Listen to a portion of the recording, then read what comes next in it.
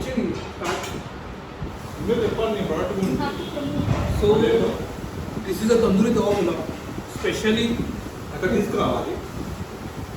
Especially cooking tawa is a Punerian Mumbai recipe rice. It's a very tandoori sauce and tandoori masala used in the rice. It's very tasty and healthy. ఇంకా ముందు తీసుకో.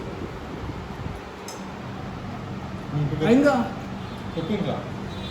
చెప్పినా organic కొంచెం నిన్న నాకు ఏం చెప్పావు oil in this rice there is a no preservatives, no chemical. It's all feel like homemade food. Ainga ఇంకా చెప్పాలి.